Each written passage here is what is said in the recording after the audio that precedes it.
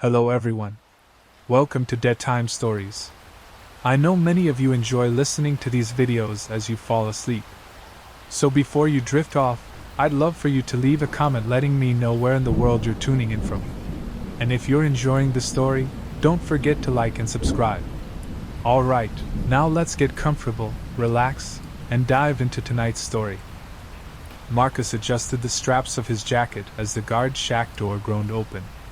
Midnight air clung heavy with damp, and rain swept across the vast, nearly abandoned research facility. The complex stretched out in shadows, glass towers connected by low concrete halls, windows dark except for the occasional buzzing fluorescent. He checked his watch. 12:01 a.m. First official night on duty. The supervisor had been brief but stern. "Make your rounds. Keep the log updated. Don't bother exploring the restricted wings." Then he left without waiting for Marcus's nod. Marcus moved through the main corridor, his flashlight sweeping across abandoned workstations. Papers yellowed from neglect curled at the edges, and bulletin boards still carried memos from years past. "Equipment must remain powered down at all times." The words blurred under a water stain. He paused. A light at the end of the hall blinked once, twice, then steadied. The logbook in his hand felt heavier. Log entry, 12:15 a.m. Main corridor clear. One light malfunction. His voice echoed as he whispered the words to himself, testing the silence. Too loud. A metallic clang rang from deep inside the West Wing, a section he'd been told was sealed. His radio hissed, but only was static before fading into dead air. He tightened his grip on the flashlight. Rain pattered harder against the glass walls as if urging him forward. Then came footsteps. Slow, steady. Not his own. Somewhere in the West Wing, someone was walking. Marcus stood frozen at the junction where the West Wing corridor stretched away into darkness. He tried to steady his breath, but each inhale felt ragged, shallow. The supervisor's warning replayed in his mind. Don't bother exploring the restricted wings.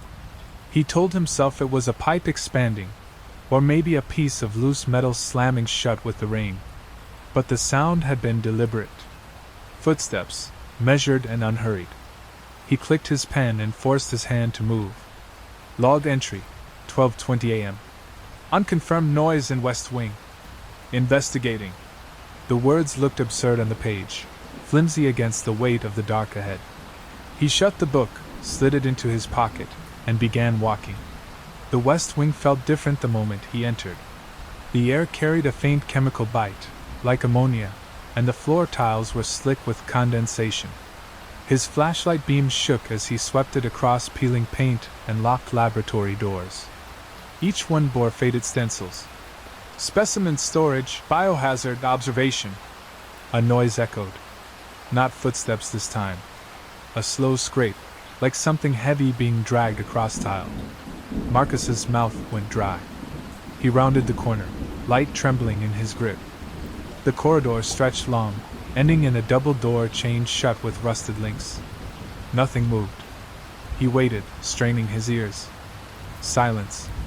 Then his beam caught something against the wall. A clipboard. Fresh. The papers weren't yellowed like the others. His hand shook as he lifted it. The page was blank except for one word scrawled in jagged handwriting. Stay. A drop of water fell from the ceiling onto the paper, smearing the ink. Marcus nearly dropped it. His pulse thundered in his ears as he backed away, the chain-link doors at the end of the hall rattling once, soft, like someone had touched them from the other side. Marcus held the clipboard against his chest, as if the words scrawled across it might burn him if he let it too close to his skin. Stay. It wasn't just a warning, it felt like a command. His instincts screamed to turn back, to retreat into the safety of the main corridor. But then the chains clinked again. Just a single metallic shift, subtle enough to make him doubt he'd heard it. His flashlight beam quivered over the double doors. The iron was orange with rust, but the padlock was new, steel gray, its surface unpitted and clean. He stepped closer. His boots squeaked on the damp tile. The silence grew thicker, pressing in on him, until it seemed even the rain outside had quieted. His hand lifted, hesitant, reaching for the lock. He wasn't sure why, curiosity, fear, or some pull he couldn't name. His fingers hovered inches from the cold metal. From the other side of the door, something knocked. Just once. Solid. Intentional. Marcus stumbled back, the clipboard clattering to the floor. The sound echoed through the corridor, bouncing from wall to wall until it seemed the whole wing had joined in the hollow boom. Heart pounding, he snatched the logbook from his pocket, scribbling with shaking hands. Log entry, 12:32 a.m. Noise behind chained doors. Possible intruder. The words looked ridiculous. No intruder would lock themselves behind chains and rattle them in the dark. He forced himself to breathe. He should call it in. Report the noise.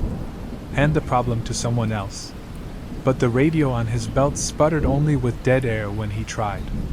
The line was gone, swallowed by static. A whisper trickled through the silence, so faint he almost dismissed it as nerves. It wasn't words, just the suggestion of them, curling through the locked doors like smoke. Marcus staggered back, flashlight beam jittering across the peeling walls, desperate to escape the corridor. He turned on his heel and hurried back toward the main hall. But when he reached the junction, the way forward wasn't there. The corridor stretched longer than before, and possibly longer. The main hall should have been only a dozen steps away. Now it receded into shadow, distant, unreachable. His throat tightened. He knew that silhouette. The tilt of her head, the way her hair fell over one shoulder. "Lila?" His voice cracked in the empty corridor. The figure didn't answer.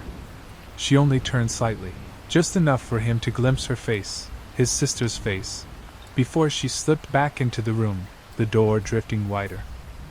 Marcus blinked hard, convinced his eyes were playing tricks. The hallway couldn't have changed. He had walked it minutes ago. But the distance between him and the main hall stretched like elastic, each step pulling him no closer to safety. His breathing turned ragged. He forced himself to look back at the chained doors. Still there, unchanged, rust glowing dull in the flashlight's beam. A shiver ran down his arms. No matter which way he turned, dread anchored him in place. He pressed forward. 1 step. 2. 10. The end of the hall only retreated further. His stomach dropped as he realized he was trapped inside something that didn't obey the rules of space. The air grew warmer. Dampness clung to his skin. A sour smell, like mold mixed with copper, filled his nose. He clutched the logbook, fingers slick with sweat. Writing had become a reflex, something to keep his mind tethered. Log entry, 12:41 a.m. Main corridor extended. Dimensions altered. No logical explanation. His hand shook so violently the ink bled across the paper. He closed the book quickly, hard hammering. The lights overhead began to pop, one by one. First behind him, then closer, each fluorescent tube bursting in a shower of sparks. He broke into a jog, desperate to outrun the darkness. It didn't help. The hallway stretched endlessly, and the popping lights pursued him, extinguishing his escape. Then, far ahead, he saw something. A door standing open. It shouldn't have been there. There was no branching hallway, no office along this stretch.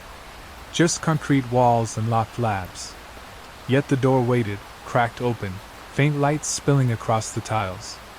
Marcus slowed. His chest heaved with effort. The light spilling from the doorway wasn't fluorescent. It was softer, golden, almost warm. A trick. It had to be. But as he drew closer, he saw movement. A figure, half hidden in the glow, leaning against the frame. A woman. Marcus froze at the threshold, his breath fogging in the damp air. The glow spilling from the open door painted the hallway in pale gold, a color that didn't belong in this place of flickering fluorescence and shadowed labs. "Lila!" he whispered again, the name tasting strange in the silence. He remembered the last time he had seen his sister. Months ago. A strained conversation at their mother's funeral. Lila had pulled away, insisting the world inside this research facility was safer than the one outside. They hadn't spoken since. And yet here she was. Or something wearing her shape. He inched closer, his boots silent now, as though the floor itself didn't dare betray him. The door creaked wider with each step, though he hadn't touched it. Beyond the frame lay a room that shouldn't exist. It wasn't an office or a lab. The walls curved like the inside of a tunnel, metal ribs arcing overhead. The light came from lamps strung along the walls, their cords vanishing into darkness. The air inside was warmer, humming faintly, as though the room itself breathed. "Lila?" His voice was louder this time, edged with desperation. No answer. But he saw her, just ahead, standing at the far end of the chamber. Her back was to him now. She looked smaller, shoulders hunched, hair damp as if from rain. Marcus stepped over the threshold. The air shifted the moment his foot crossed, heavy and close, pressing against his skin like invisible hands. The door behind him slammed shut. He spun, lunging back, but the frame was gone. Only smooth metal wall met his palm. His flashlight beam flicked across the chamber, bouncing from rivets to lamps to the figure at the end. She hadn't moved. Not even a twitch. "Lila, it's me," Marcus said, voice shaking. "What the hell is this place?" Slowly she turned. Her face was pale, drained of warmth, eyes too wide and glossy. She opened her mouth to speak, but no words came, only a low, drawn-out rasp, like breath scraping through broken glass. Marcus's legs nearly buckled. The rasping sound poured out of Lila's mouth, endless, too loud for the size of the room. His ears rang with it. He pressed the hand against the wall, grounding himself against the vibration. When it finally stopped, silence crushed in. She stared at him, lips cracked and trembling. Then she spoke. Not in her voice. "You shouldn't be here." The words were flat, mechanical, as though dragged across a recording. Every syllable carried the weight of something imitating speech rather than speaking it. Marcus shook his head violently.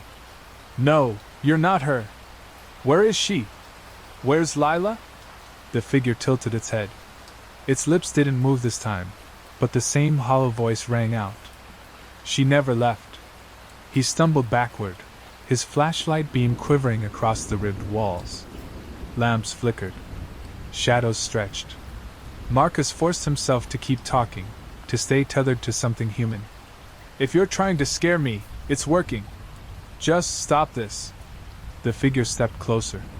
Each footfall echoed too loudly, as though the sound came from every direction at once. With each step, her form blurred at the edges, still Lila, but shifting, as though her outline couldn't decide what shape to hold. Marcus's heart hammered. His instincts screamed to run, but the door was gone. The chamber's curved walls offered no escape. He reached for the logbook with shaking hands, scribbling quickly. Log entry, 12:55 a.m. Apparition resembles Lila. Unknown presence. Not human.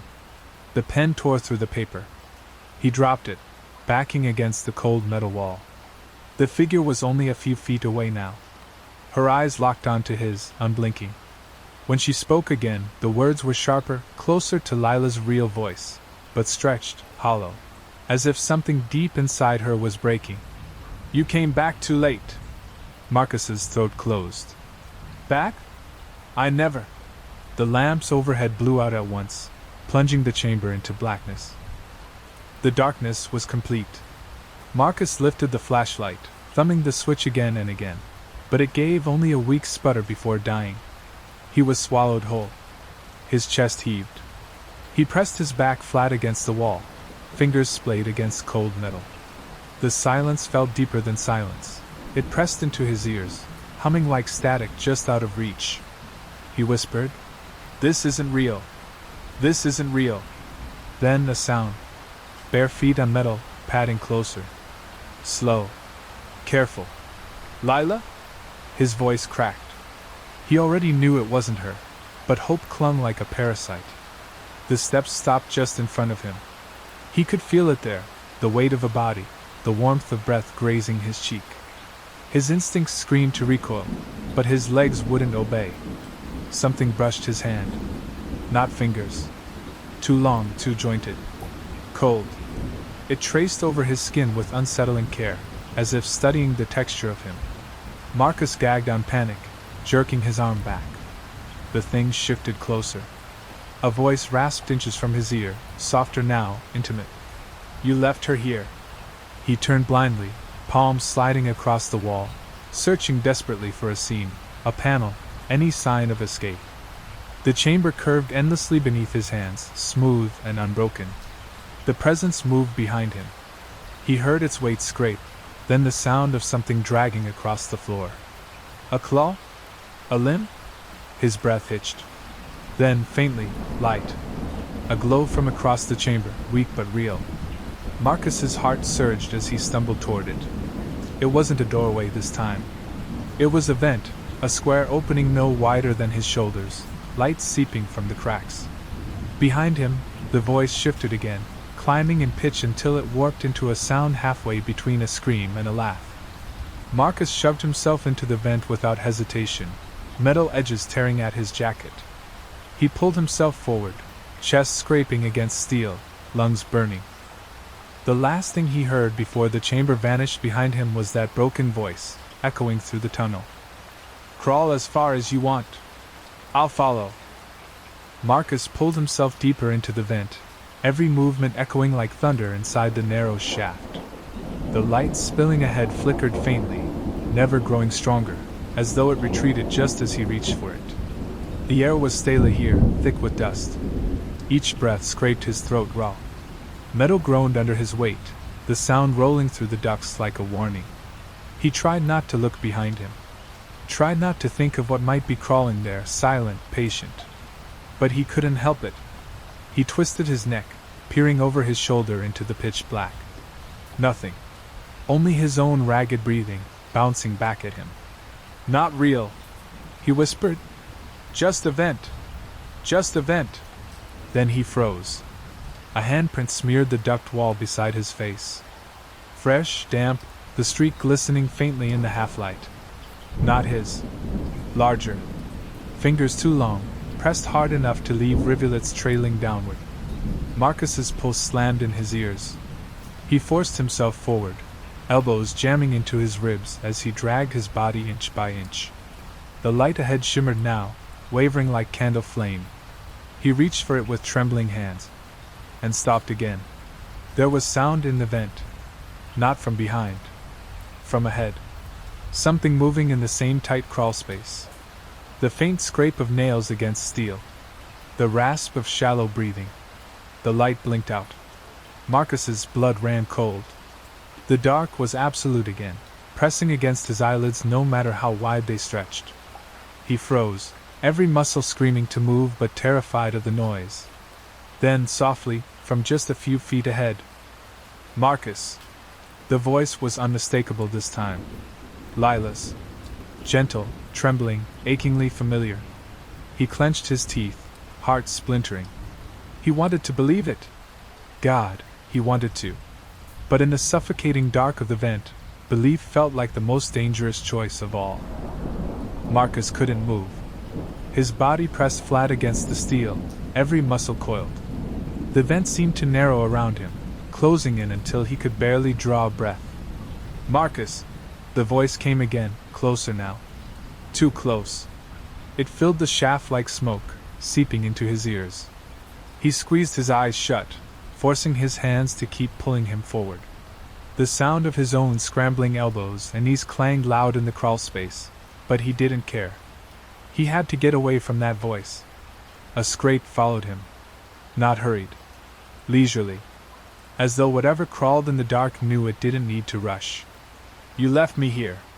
You forgot me. He grit his teeth. You're not her, he hissed, his whisper bouncing harshly back at him. You're not Lila. The vent dipped suddenly downward, and Marcus slid a short distance before catching himself against the metal floor. The shaft split here, left or right. The glow he had chased before flickered faintly from the left passage. The right was darker, but it carried the faint rush of air, a possible way out. He hesitated only a moment. The glow tempted him, promised familiarity. But the air, the thought of space, a breathing again, one. He shoved himself into the right-hand tunnel. The shaft grew tighter. His shoulders scraped raw against the edges. Dust filled his lungs, each inhale tearing. Behind him, the voice rose again, sharper now. It laughed, high and broken, rattling the metal around him. Then silence. Marcus crawled faster, panic shoving him onward. His palms slipped in something wet. He lifted his hand, trembling, and saw it glisten red in the dim reflection of metal. Blood. Fresh. It streaked down the duct walls, pooling in rivulets that hadn't been there seconds ago. His stomach lurched. He pushed harder, gagging, until at last his hand struck a grate. A vent cover. With a desperate shove, he kicked it free. The metal clattered against the floor below, echoing through a vast, hollow space. Marcus dragged himself out, tumbling onto cold tiles. He lay there, gasping, before forcing his head up. He wasn't in a hallway. He was in a morgue. Rows of steel drawers lined the walls, each one marked with peeling labels. The smell of chemicals and decay clung heavy in the air. And one of the drawers, just one, was slowly sliding open. The drawer screeched as it slid farther, the sound grinding through the morgue. Marcus scrambled to his feet, wiping blood and dust from his palms onto his uniform. His flashlight flickered back to life with a weak, stuttering beam. The label on the drawer was smeared unreadable. Cold mist rolled from the open gap. His chest tightened. He didn't want to look, every instinct begged him to turn away, but his feet carried him forward, slow and unwilling. The metal door jolted once, like something inside had pressed against it from within. Then silence. Marcus tightened his grip on the flashlight, angling the beam toward the gap. White cloth peeked from the darkness. A sheet folded over. He swallowed hard and reached out. The handle was icy beneath his fingertips. He pulled. The drawer slid open in one jerking motion, the stench of chemicals and rot flooding out. A body lay inside. Marcus's breath caught. The sheet was pulled low across the figure's chest, pale arms folded neatly above it. Damp hair clung to the face, strands plastered across sunken cheeks. His sister's face. Lila! The word broke from him, raw and disbelieving. Her eyes were closed, her lips parted slightly, as if she slept. For one fragile second, hope bloomed. Maybe it was a trick of light, a waxy resemblance, anything but her. Then her eyes snapped open. They were white, filmed over, veins spidering from the corners. Her mouth twisted, and a rattling breath escaped, jagged and wet. Marcus stumbled back, his heel striking the edge of another drawer. The entire wall shuddered. One by one, steel doors rattled as if fists pounded from within. He dropped the flashlight. It rolled across the tiles, spinning beams that carved wild arcs of light. Lila's body sat upright in the drawer, the sheet falling away. Her head tilted too far to one side, vertebrae popping like dry twigs. She slid one leg over the edge, then the other, lowering herself onto the floor with unnatural grace. Her lips moved. No sound came at first. Then, barely above a whisper, "Why didn't you come sooner?" Marcus staggered backward, nearly tripping over the flashlight as its beam spun wildly across the morgue. His sister's body, not his sister, can't be his sister, stood in front of the open drawer, her bare feet pale against the tile. "Lila," he whispered, though he no longer believed it. Her head lolled unnaturally, bones creaking as she straightened it with a sickening snap. Those white eyes locked on him, empty and accusing. The walls joined in. Every steel drawer rattled in unison, the morgue erupting with metallic clamor. Handles banged as if fists hammered from inside, dozens of them, desperate to be let out. Marcus spun, hands clamped to his ears, but the noise drilled through his skull. He shouted wordless denial, his voice lost under the chaos. Then silence. All but one drawer stopped. Across the room, a second door began to slide open. Slowly, deliberately. A hand emerged first, thin, gray, the nails blackened and cracked. Another figure dragged itself out, sheet trailing like shroud. Then another. And another. The morgue filled with the sound of bodies shifting free from their cold beds. White-eyed, silent, they stepped onto the floor one by one. Marcus's chest heaved, his mind screaming for escape. He lunged for the fallen flashlight, clutching it like a weapon, though its beam was weak and wavering. "Stay back!" he shouted, his voice cracking. The bodies didn't falter. They moved in unison, their pale faces turning toward him with eerie precision. Lila was at the front, her lips trembling as she repeated the same broken phrase. "Why didn't you come sooner?" Dozens of voices followed, overlapping, whispering the same words until the morgue itself seemed to chant. Marcus bolted for the door. His shoulder slammed against the push bar. Locked. He threw himself against it again, panic burning his lungs, but it wouldn't give. Behind him, footsteps multiplied. The morgue filled with them, shuffling closer, steady and relentless. He pounded the door one last time, screaming. And then, with a sharp click, the lock released. The door swung open into darkness. Marcus stumbled through the doorway, yanking it shut behind him. The heavy door thudded closed, muffling the chorus of whispers. He pressed his back against the cold steel, chest heaving. Silence. For a moment he let himself believe he was safe. The air out here was cooler, less suffocating, though it carried the faint tang of rust. He bent, hands on his knees, forcing slow breaths into his lungs. Then he lifted his head. The hallway stretched into shadow, long and narrow, with no lights overhead. His dying flashlight flickered once, weak as a candle, before the bulb sputtered out completely. He was blind. His hand grazed the wall, tracing peeling paint, guiding himself forward. The floor sloped slightly downhill. His boots clicked against the tiles, each sound swallowed too quickly, as if the space were hungering for noise. After a few steps, he noticed the wall beneath his palm felt wrong. The texture shifted, smooth at first, then ridged. His fingers recoiled. He forced himself to touch again. Not paint. Not concrete. The wall felt like bone. His breath caught. He swept his hand lower.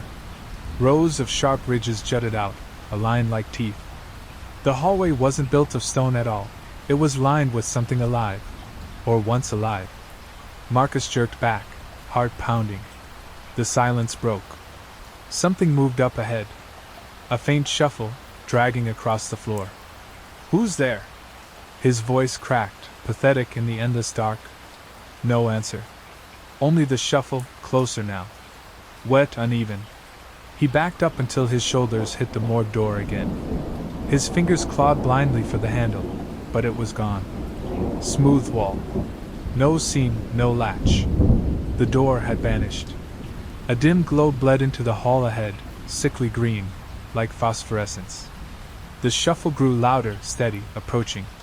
Marcus squinted, forcing his eyes to focus. At first he thought it was a person crawling toward him. Then he saw the limbs bend wrong, elbows too high, knees jutting backward. Its head hung too low, neck stretched like a rope, mouth dragging against the floor. And in the glow, he saw its teeth grinding against the tiles, carving faint lines as it crawled. Marcus's breath caught in his throat. The creature dragged itself forward, limbs bending at impossible angles, its long neck swaying like a broken pendulum. Each time its mouth scraped the tile, sparks of pain seemed to leap straight into Marcus's nerves. He pressed himself against the wall, wishing he could melt into it. His hands slid across the ridged surface, teeth, endless teeth, while the thing inched closer, scraping grooves into the floor. It stopped a few feet away. The glow behind it pulsed faintly, as though the hall itself was breathing. Slowly it lifted its head. The face was smeared in blood, skin slack and colorless, but the eyes were alive. Wide. A pale blue he knew all too well. "Lila!" he whispered. The thing smiled, lips peeling back to reveal rows of jagged, broken teeth. Its voice was wet, bubbling up through its throat. "You always run!" Marcus shook his head, trembling. No, you're not her." It crawled closer, nails screeching along the tiles, teeth clattering like bone against bone. He tried to step back, but the wall's ridges jabbed into him, trapping him in place. The creature halted inches from his boots. It cocked its head, eyes burning into him. Then, impossibly, it began to rise. Bones cracked as its limbs unfolded, the grotesque crawl twisting into a jagged stand. It towered over him now, spine bowed, mouth stretching wider than any jaw should. Marcus's heart pounded. He fumbled for the logbook, hands shaking, scribbling blindly even as the thing loomed above him. Log entry, 1:08 a.m. Something wearing her face. Not Lila. Not human. The scratching of his pen was drowned by the creature's breath, ragged, wheezing, rancid. Then it leaned down, its mouth grazing his ear, and whispered, "Then why do you still hear her voice when you sleep?" Marcus shoved himself sideways, scraping his shoulder raw against the jagged wall, and broke into a sprint down the hall. The bone-lined corridor stretched ahead, the green glow shifting as if to mock him, close, then distant, always just out of reach. Behind him, the thing moved. Not running. Not chasing with speed. Its steps were slow, deliberate, yet the sound carried through the hallway as though it were right on his heels. Marcus didn't look back. He couldn't. The thought of seeing its broken body lurching in pursuit threatened to shatter what little nerve he had left. He kept running until his lungs burned. The floor dipped again, sloping deeper underground, pulling him farther from any thought of escape. His flashlight swung uselessly from his belt, its dead beam knocking against his thigh. Then, another door. A heavy one, embedded into the wall, standing impossibly clean against the decay around it. He lunged at it, palms slapping against the cold steel. There was no handle, no lock, only a flat panel.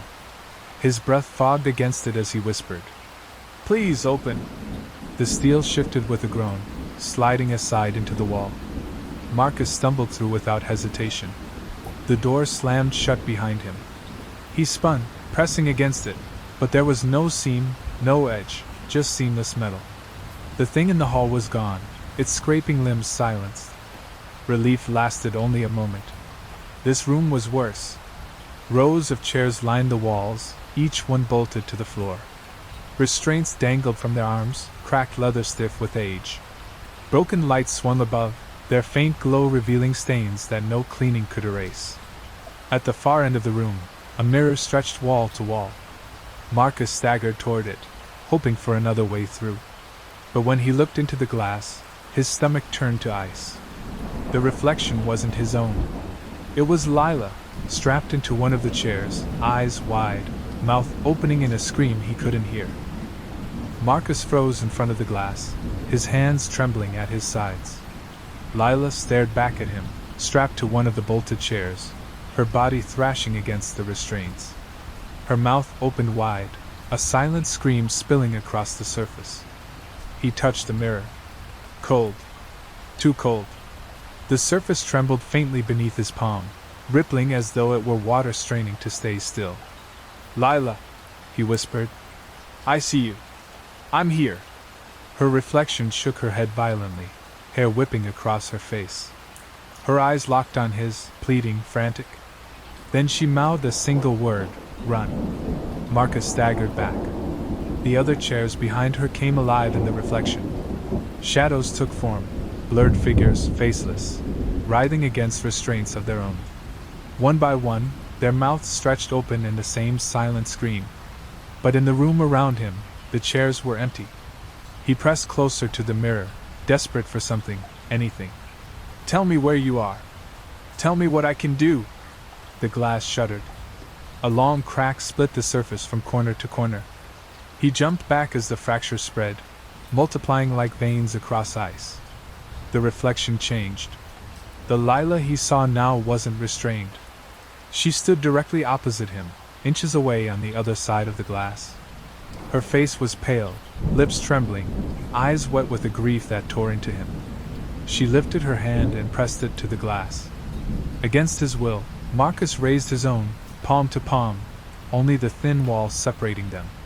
Her lips moved again, slower this time. He could read it. "You don't belong here." Before he could speak, her expression twisted. Her mouth opened unnaturally wide, stretching, splitting. The crack in the mirror widened, spiderwebbing out until the glass groaned beneath the strain. Every chair in the room rattled at once. The leather restraints snapped tight as if unseen bodies pulled against them. Marcus backed away, hard hammering. The mirror buckled, bulging outward as though something massive pressed from the other side. The mirror bulged farther, the glass straining until it bowed like liquid about to burst its container. Marcus raised his arms to shield himself, heart slamming against his ribs. The surface exploded outward. Shards shot through the air like razors, slicing across his jacket, biting into his skin. He staggered back, a cry ripping from his throat as the reflective fragments rained down around him. When the last piece clattered to the floor, silence fell. He lowered his arms, blood dripping down to his palms. The mirror was gone. Only the dark hollow of a gaping passage remained where the wall had been. And from that passage came a sound. Breathing. Dozens of lungs filling and emptying at once. A slow, synchronized inhale. Then exhale. The chairs rattled harder. Leather restraints snapped against metal arms, clanging in a rhythm that matched the breathing. Though the seats were still empty, Marcus felt the room fill, every shadow leaning closer, every corner pressing inward. He stumbled toward the passage, unable to stop himself. It yawned before him, darker than the hallway, darker than anything he had yet seen. Then movement. A pale hand reached out from the void, groping along the jagged edges of the shattered frame. Then another. Arms, shoulders, a head. It was Lila again. Or what wore her face. Her skin was gray now, her eyes clouded. She crawled through the opening like a child emerging from the womb, glass scraping her as she squeezed into his world. Marcus fell to his knees, shaking his head violently. No. No, you're not her. You can't be her. Her lips peeled back in a smile that held no warmth. But you came for me. Behind her, in the depths of the void, more hands appeared, pale and twitching, clawing their way forward. The sound of breathing swelled, no longer steady but ravenous, as if the passage itself was exhaling hunger into the room. Marcus scrambled backward on hands and heels, his boots skidding across the tile. The thing that wore Lila's face crawled fully into the room, rising slowly, vertebrae popping as her spine straightened. Her eyes fixed on him, those cloudy whites gleaming with something alive, something eager. You left me here, she whispered, her voice a perfect echo of Lila's, except for the undertone. A low, guttural hiss coiled beneath every word. Marcus shook his head violently, palms slapping the floor.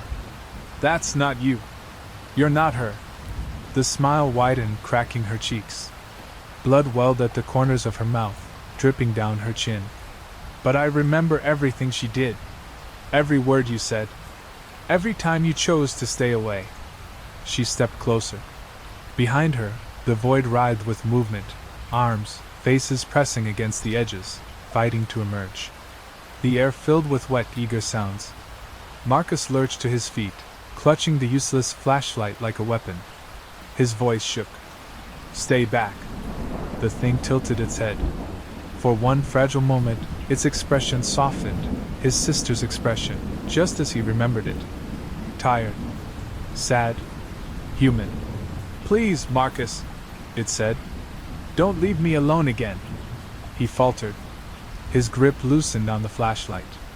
A part of him, buried deep, desperate for absolution, ached to step forward, to hold her, to believe. But then her jaw unhinged. The mouth stretched wide, far wider than any human's should. Skin tore at the corners, her entire face splitting until her throat gaped open in a grotesque wound of teeth and darkness. The voice that came out was not Lila's. It was all of them, the morgue, the hallway, the vent, every echo he'd heard since the night began. Stay with us. The chairs clanged in unison, leather straps snapping taut. The room filled with their chorus, voices layered over voices, rising into a deafening roar. Marcus screamed, hurling the flashlight at her. The impact cracked against her jaw with a hollow thud, snapping her head sideways. She didn't fall. Instead, she lunged. Marcus dove to the side as the false Lila hurled herself forward.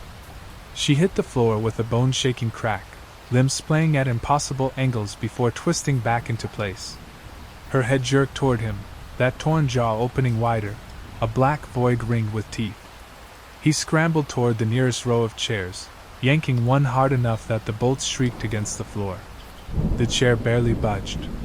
Desperation clawed through him. He ripped one of the cracked leather straps free and swung it like a whip as she lunged again. The strap snapped across her face, leaving no mark. She didn't flinch. Instead, she caught it in her hand, tugged once, and nearly wrenched him off his feet.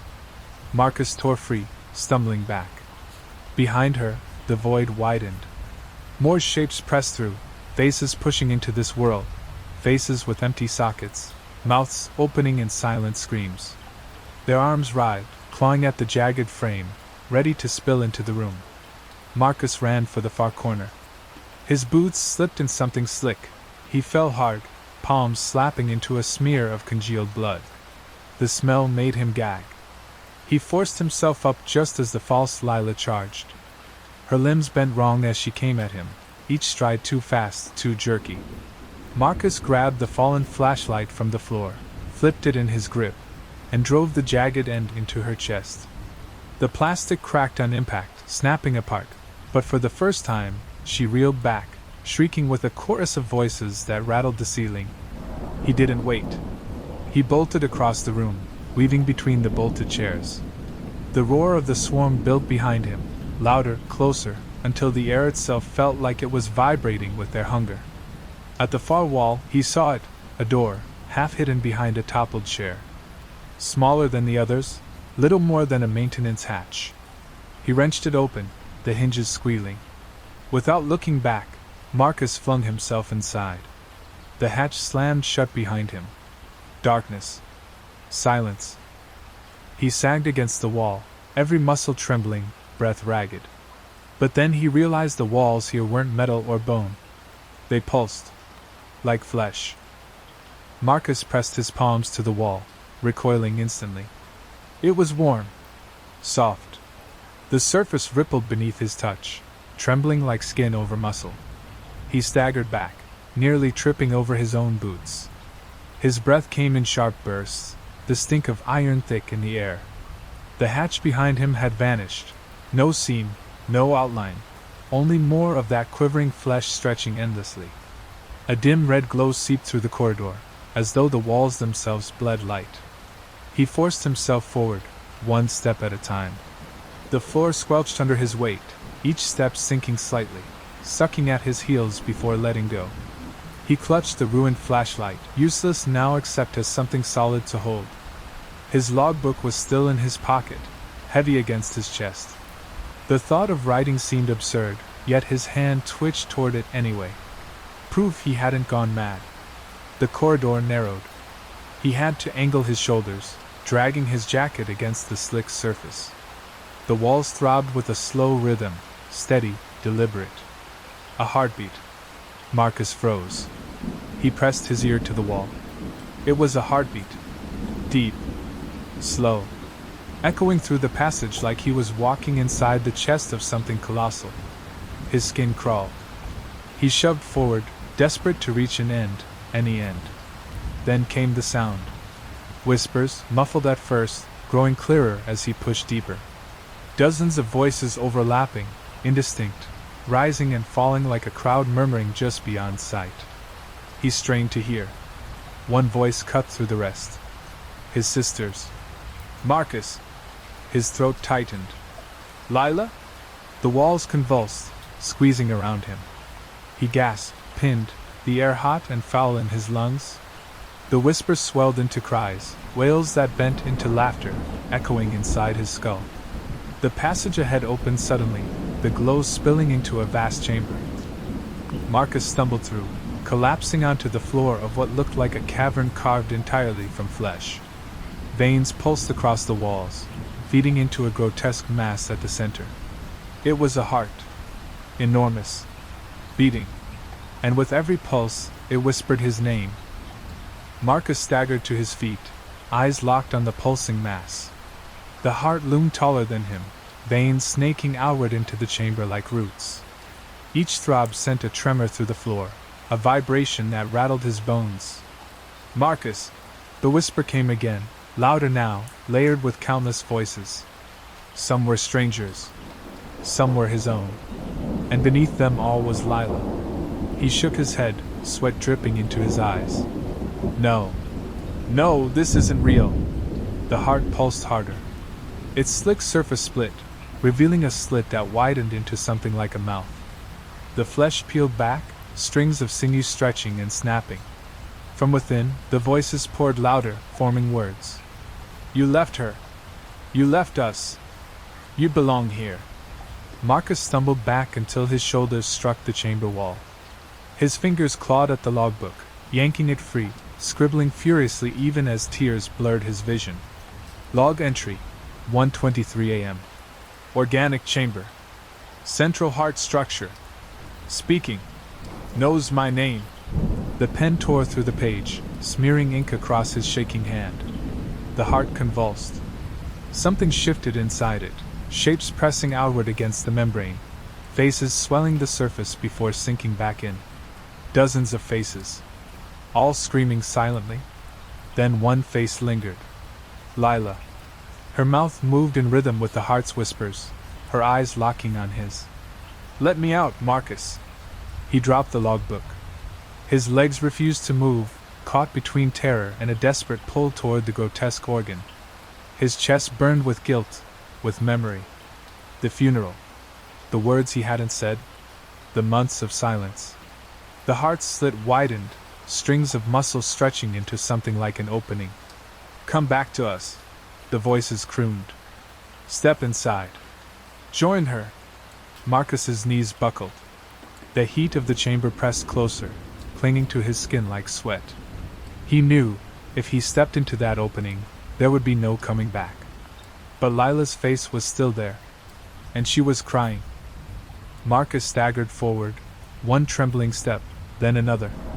The heat radiating from the heart wrapped around him like a living embrace, damp and suffocating. His eyes stayed fixed on her face, pressed against the throbbing membrane. Lila's face, her tears glistening, her lips shaping words he could barely hear. "Help me." His chest caved with guilt. He lifted a hand, pressing his palm to the slick surface. The heart shuddered beneath his touch, its beat quickening, filling the chamber with a thunderous rhythm. "Lila," he whispered, forehead pressed against the flesh. "I'm here. I won't leave you again." The face in the membrane smiled. Too wide. The tears vanished. Her eyes rolled white. The chorus of voices swelled, overlapping until they shook the chamber. "Yes. Yes. Yes." The slit in the heart gaped open, spilling heat and mist into the room. Tendrils of muscle writhed outward, coiling gently around his wrists and ankles, pulling, not with violence, but with an unsettling tenderness. Marcus's strength faltered. His knees buckled as the tendrils dragged him closer, inch by inch toward the pulsing maw. His chest rose and fell in ragged gasps. Some part of him wanted it, to be swallowed, to end the chase, to dissolve in Lila's embrace. But another part, the smallest ember of will, screamed that this was a lie. That once inside, there would be no sister, no salvation, only the endless hunger that had worn her face to lure him here. He bit down on his lip until blood filled his mouth. The pain cut through the fog. His hand brushed against his belt, searching desperately. The flashlight, broken but sharp at the edge. Marcus gripped it tight. With a hoarse shout, he plunged the jagged plastic into the membrane. The heart convulsed violently. A shriek tore through the chamber, 1,000 voices crying in unison, rattling the walls as if the entire facility screamed with them. The tendrils recoiled, releasing him. He stumbled backward, slick with blood, his and its. The face of Lila warped, melting into a dozen others, then dissolving into raw, quivering flesh. The heart beat faster now. Too fast. It was going to burst. The chamber quaked, each throb of the heart louder, heavier, shaking the flesh-lined walls. Marcus staggered, clutching his ruined flashlight like a lifeline. The air thickened with heat and the copper stink of blood. The heart convulsed, its surface swelling outward in grotesque waves. Veins bulged, splitting open to spill black fluid that hissed when it hit the ground.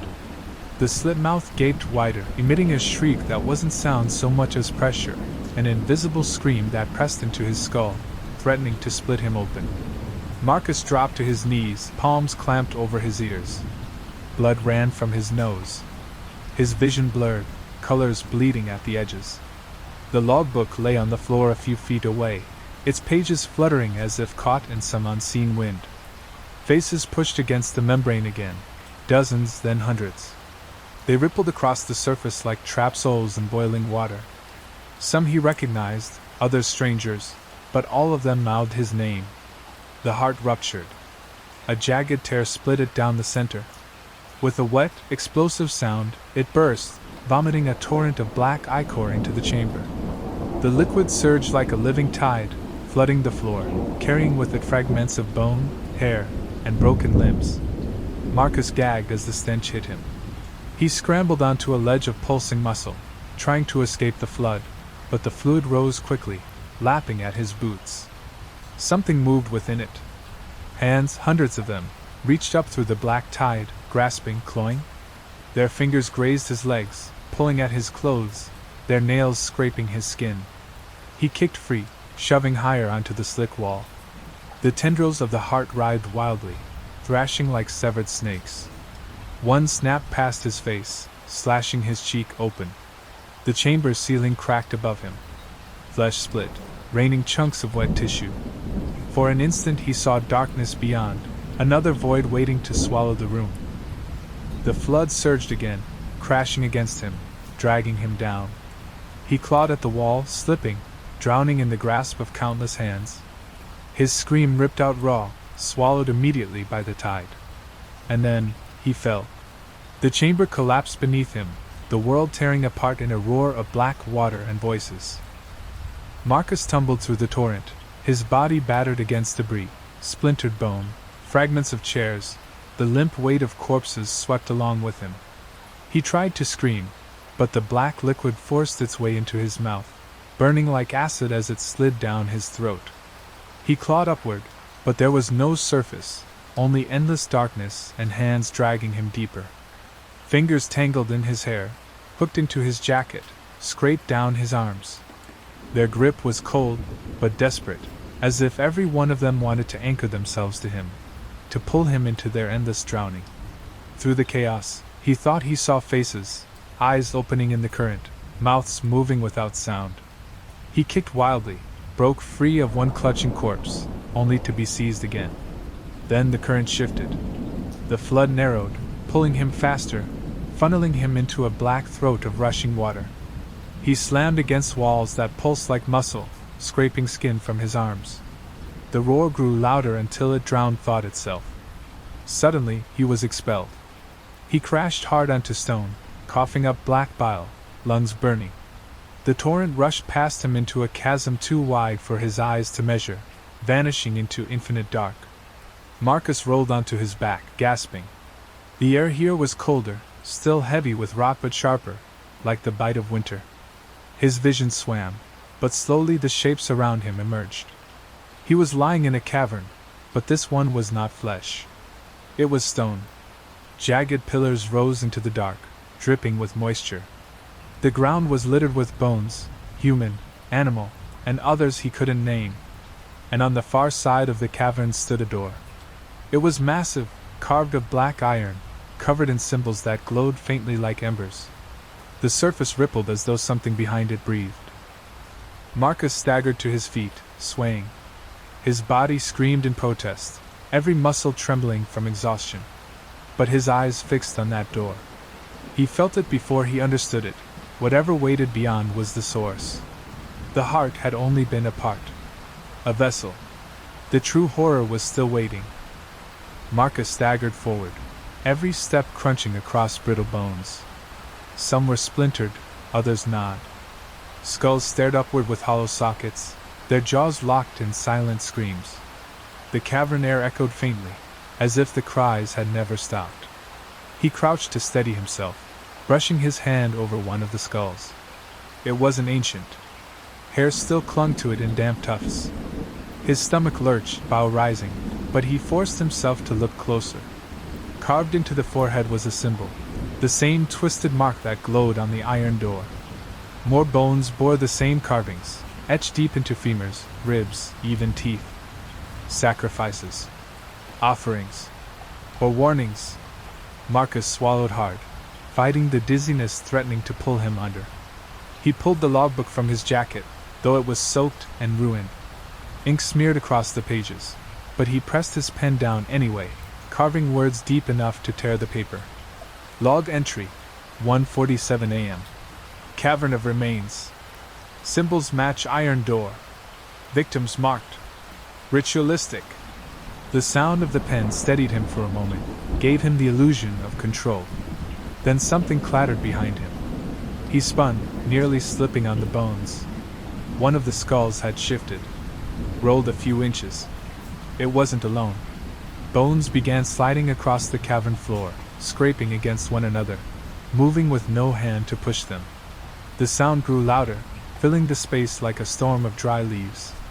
Marcus backed away, hard hammering, until his shoulders struck cold iron. He turned. The door loomed before him now, taller than any he'd ever seen, its surface rippling faintly with each breath of the thing behind it. The bones around him shivered, then stilled. Silence returned, crushing and absolute. Marcus reached out, trembling, brushing his fingers across one of the glowing symbols. Heat pulsed into his skin, sharp enough to burn. He cried out, jerking his hand back. The iron door groaned. A line of light split its surface, faint and red, widening slowly as the door began to open from within. Marcus stumbled back as the red line down the center of the iron door spread wider. The glow spilled across the cavern, painting the bones in a sickly crimson. The air thickened, vibrating with a low hum that made his teeth ache. The door shifted outward. Only an inch. Then another. Each movement groaned like a mountain splitting in half. Heat poured from the widening gap, heavy and sulphurous, reeking of ash and blood. Marcus pressed his palms against the door, desperate, shoving with all his strength. The iron burned against his skin, blistering instantly, but he pushed harder, teeth clenched. "Stay shut," he gasped, voice ragged. "Stay shut, damn you!" The symbols flared beneath his hands, brighter, mocking his effort. The gap yawned wider despite him, a force far greater than his feeble strength pressing it open from the other side. And then, movement within. Shadows twisted in the red glow, writhing like smoke. They weren't shapes he could name. Too many limbs. Too many eyes. Bodies that bent in ways his mind refused to accept. Every glimpse seared itself into his thoughts, a scar he could never unsee. A single hand emerged through the crack. If it could be called a hand. Long, skeletal fingers stretched impossibly far, each joint bending backward, tipped with nails that dripped black fluid onto the bone-strewn floor. Where it touched, the bones hissed and dissolved into ash. Marcus recoiled, clutching his scorched palms against his chest. His breath came in shallow bursts. The door opened another foot. From the darkness within, an eye appeared. Massive, lidless, bloodshot. It rolled slowly, searching, until it fixed on him. His knees buckled under the weight of its stare. The air around him vibrated, pressing him flat against the cavern floor. "Mayorkas!" The voice didn't come from the mouth of a creature. It came from inside his head, rattling his thoughts, erasing the boundaries of his own mind. The eye blinked. The door surged again. The thing was coming through. The door rumbled wider, shaking the cavern as dust rained from the ceiling.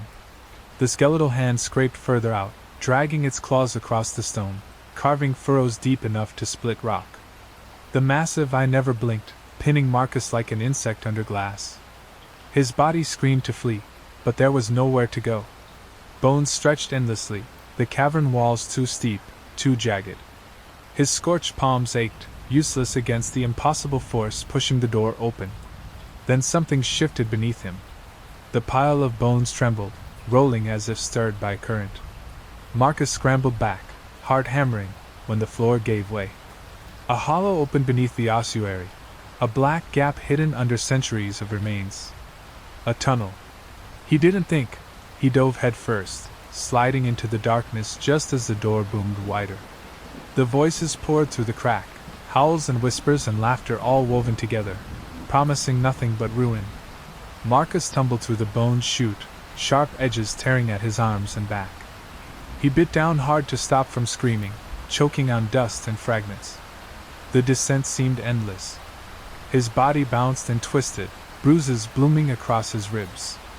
Finally, he was spat out into another chamber, landing hard on his side. He groaned, coughing up dust, spitting teeth grit from his mouth. His body was raw, but he was alive. He sat up slowly. The chamber here was smaller, tighter, the air cooler. Thin shafts of light trickled down through cracks above, faint and gray. And there, against the far wall, something waited. It wasn't flesh. It wasn't stone. It was a door, wooden, ancient, scarred with scratches. The kind of door that belonged in an ordinary house, not buried in this nightmare of bone and blood. A child's voice drifted faintly from behind it. "Marcus, come in!" Marcus stared at the door, his breath shallow, his hands trembling at his sides. The sight of it, the ordinary wood, warped and scratched with age, felt more horrifying than the bone caverns and living walls behind him. It didn't belong here. That was what made it worse. The child's voice came again, muffled but clear. "Marcus, come in. I've been waiting." His chest tightened. The voice wasn't just any child's. It was familiar. A sound he hadn't heard since he was a boy himself. His own sister's voice.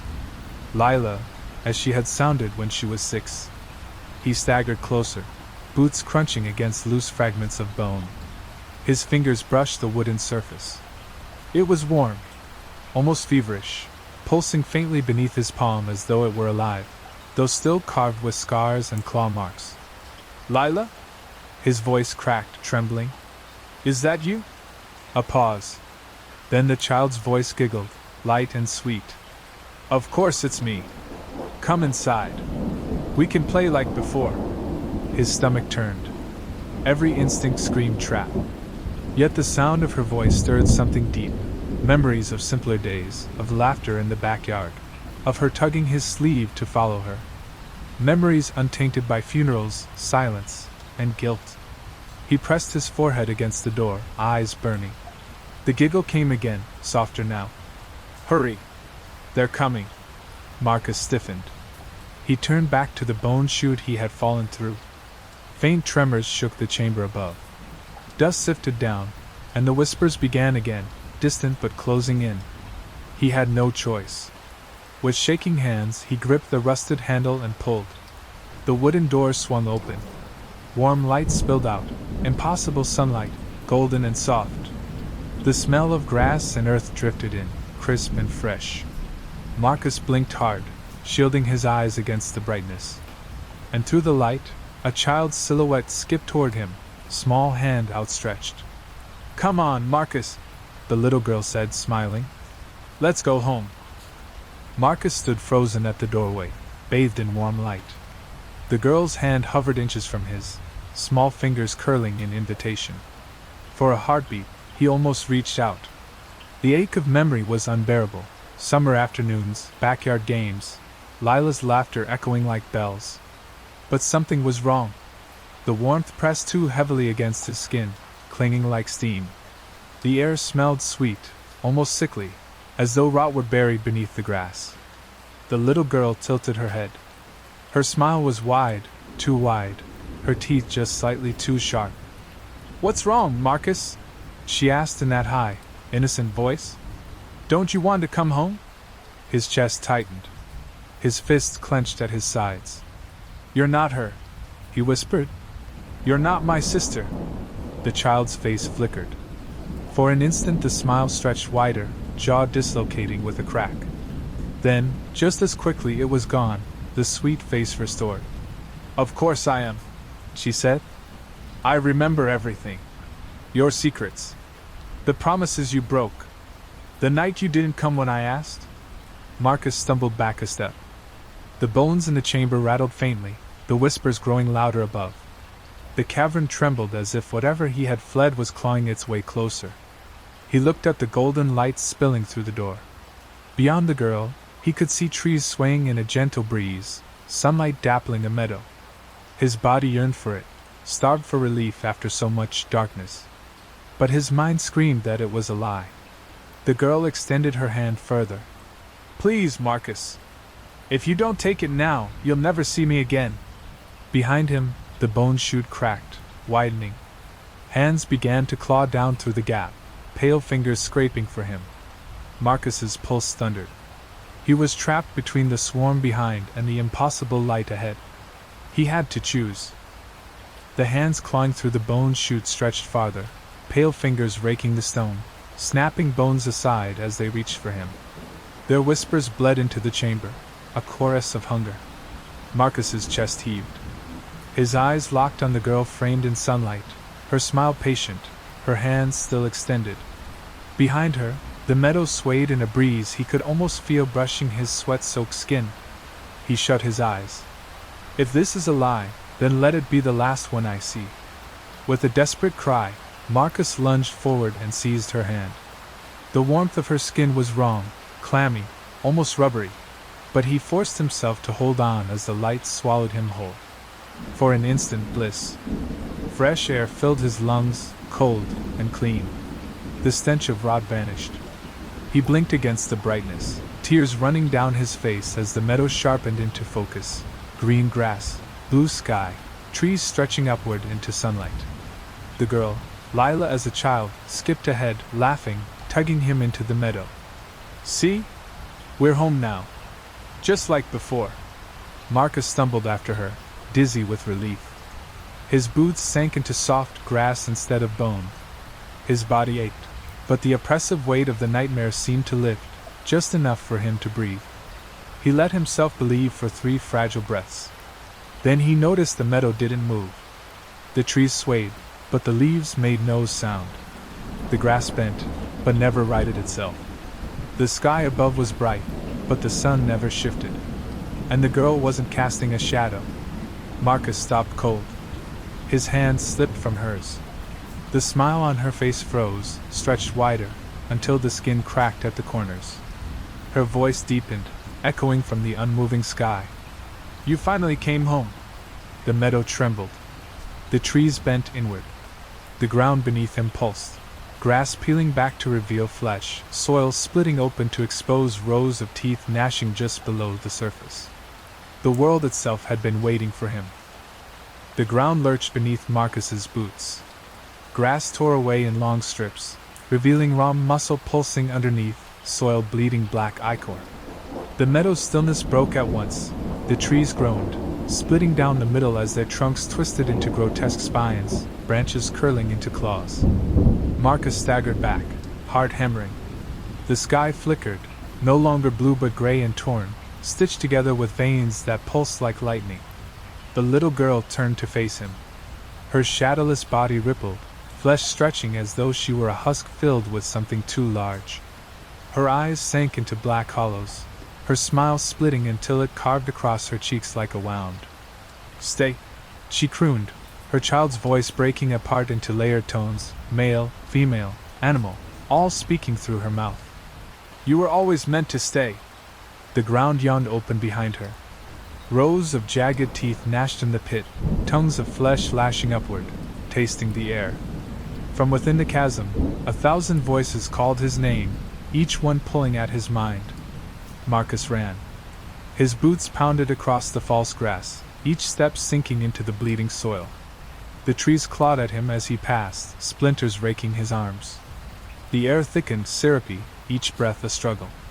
Behind him, the girl's laughter boomed across the meadow, echoing from every direction. He risked a glance back, and froze. She wasn't chasing him. She was unraveling.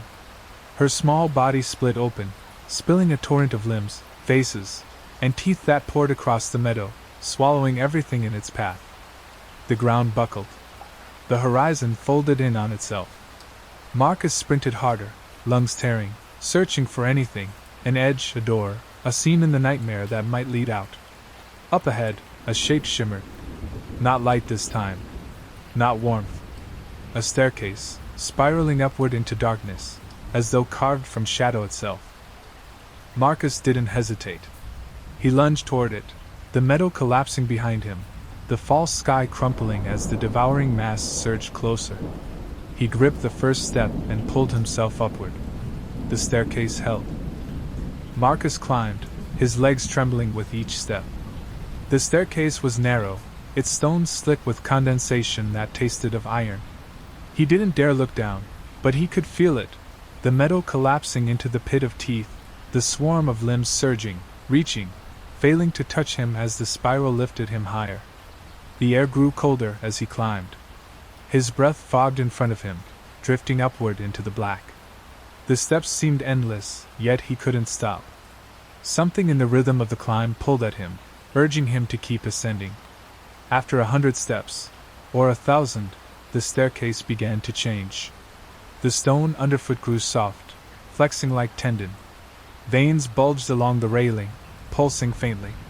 He tried not to grip it, but the climb grew steeper, and soon he had no choice. Warmth bled into his palms, and the veins twitched as though aware of his touch. He hissed, yanking his hands away. The steps shivered beneath him, and for a moment, he thought they might collapse. He pressed onward, refusing to look down. A whisper drifted from above. "Marcus!" Not the voice of a child this time. Not his sister. This voice was deeper, resonant, vibrating through the stair itself. It sounded ancient. Patient. "Why climb?" it asked, the words slipping directly into his skull. "You know what waits at the top." Marcus gritted his teeth, forcing his legs to keep moving. He shouted up into the dark. "Then tell me! What's waiting for me?"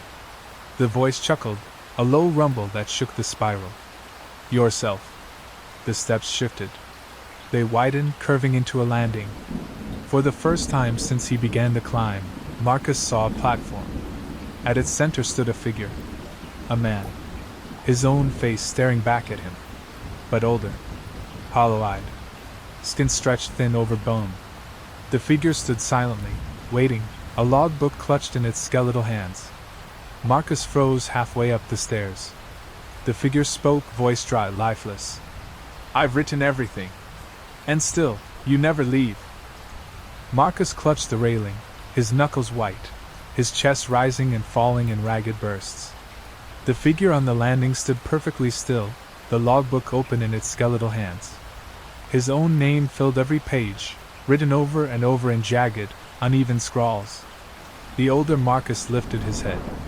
His eyes were pits, hollow sockets ringed with bruised flesh, but somehow Marcus still felt their weight. "You keep climbing," the figure rasped. "Every time. And every time you end here. With me." Marcus shook his head, his voice cracking. "No. I've never, this is the first." The figure snapped the logbook shut with a thunderous clap that echoed through the spiral. "Lie to yourself if you like. It doesn't matter. You don't escape. You never escape." Marcus's legs threatened to buckle. His mind reeled with fragments, echoes of other nights, other climbs, other endings blurred like half-remembered dreams. Had he been here before? He forced the thought away. "I don't believe you. You're just another trick."